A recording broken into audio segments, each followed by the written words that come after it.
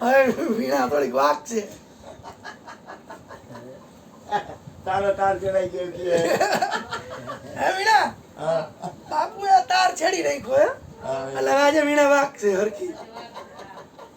એટલે બે વાત રહી ગઈ. હા બોલો બોલો. કે ભક્તિ કેવી કોની?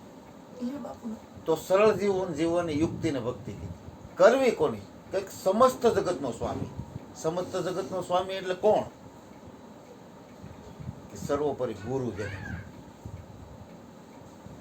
આપણે દેવમાં દેવાધિદેવ મહાદેવ કહી છે. તો ભાઈ એને હિમાલય પર્વત ઉપર જે આજ્ઞા પ્રક્રિયા કરી એવું કર્યું. એ કોઈ દી કોઈ સંકલ્પ કર્યો કે આને આ ધ્યાન લગાડ્યું, આસન લગાડ્યું, આ શું કર્યું? સ્થિતમગ્ન થવા છે. બાપુ વાત કરી એની સ્થિતિમાં આવ્યા. એની સ્થિતિમાં આવવા. સ્થિતિ બનાવવા માટે. નકર એ તો બધાથી મહાન દેવાધિદેવ મહાદેવ છે. તો એને સદગુરુ પરમાત્માનું એને ગુરુનું ધ્યાન કર્યું છે. એ ગુરુ ભક્તિ કીધી છે. એને ભજન કર્યું, ધ્યાન કર્યું, કોનું કર્યું? ગુરુનું ધ્યાન કર્યું. ગુરુ સર્વોપરી. આપણે પેલા સાખી બોલ્યા ને, ગુરુ બ્રહ્મા, ગુરુ વિષ્ણુ, ગુરુ દેવ મહેશ્વર, ગુરુદેવ સાક્ષાત પરબ્રહ્મ હે તસ્મૈ શ્રી ગુરુવે નમઃ. ગુરુ સર્વોપરી છે અને આ ગુરુ ભક્તિ છે. જે દ્વાદશ 12 જેને કહેવામાં આવે છે. નવધામાં બધું ખપે. 10મી ગુરુ ભક્તિ છે, જે મુક્તિનો માર્ગ છે. એટલે કેવી કોને, કરવી કોની? સમસ્ત જગતના સ્વામીની. શા માટે કરવી? તો કે ભાઈ મુક્ત, જીવન મુક્ત બનવા માટે. હરે હરે. જીવન મુક્ત શબ્દ કેવડો ઊંચો શબ્દ હે. જીવન મુક્ત એટલે જીવન મુક્ત ક્યાં સુધી શબ્દ કરવી?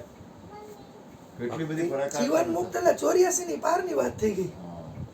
ક્યાં સુધી કરવી? તો કે ભાઈ તમે મુક્ત બની જાઓ. તમને ખબર પડે. તમને કોઈ ગાળી દીધી, તમને એની અસર ન થઈ, તો તમને જ ખબર પડે કે મને શબ્દ વિષય છૂટી ગયો છે.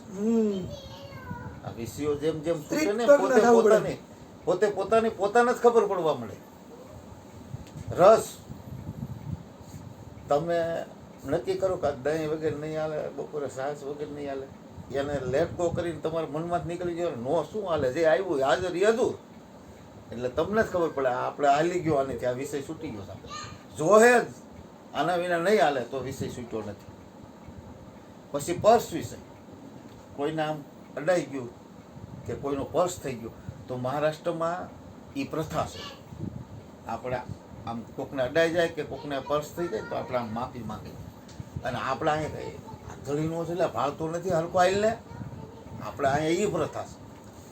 કોકને અડાઈ ગયું હોય કે કોકને પર્સ થઈ ગયું પગે હોય, લાગ્યા સોરી કીએ. મહારાજ ભલે એને બીજી કાંઈ ખબર નથી, જ્ઞાન ભક્તિ કે જે કાંઈ હોય તે, પણ એને ઇંગ્લિશમાં એમ કે મને માફ કરજો.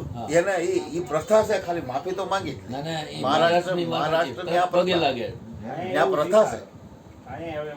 અને ભૂલ સ્વીકારે. ટૂંકમાં ઘણી જગ્યા થાય ઓડી ગયા હોય ને તો પગે લાગી એટલે એ તો એક ભૂલ આ તો સ્વીકારે. શું જગત ઈ તો સાચી વાત આવવાની જ છે ને બજારમાં. સત્યને કોણ દાટી શકશે? સત્ય તો આવવાનું જ છે. કેટલી વાર દબાય? સત્ય રહેવાનું જ છે. એમાં કાંઈ ઈ ઇન્ટરનેશનલ લેંગ્વેજ છે ને. હા હા એટલે શબ્દ, સ્પર્શ, રૂપ, રસ અને ગંધ, આ વિષયો કાળ, ક્રોધ, લોભ, મોહ, આ બધા બહારના વિષયો છે, આ અંદરના વિષયો છે. એ બધા જેમ જેમ છૂટતા જાય એને આપણે ઓટોમેટિક આપણે પોતાને ખબર પડે. જગત તો પછી કે, પણ પેલા પોતાને ખબર પડે કે મને કયો વિષય છૂટ્યો. સ્થિત મગ્ન જેમ થવાતું જાય ને એમ ઓટોમેટિક વિષય. બોલો સદગુરુ દેવની જય.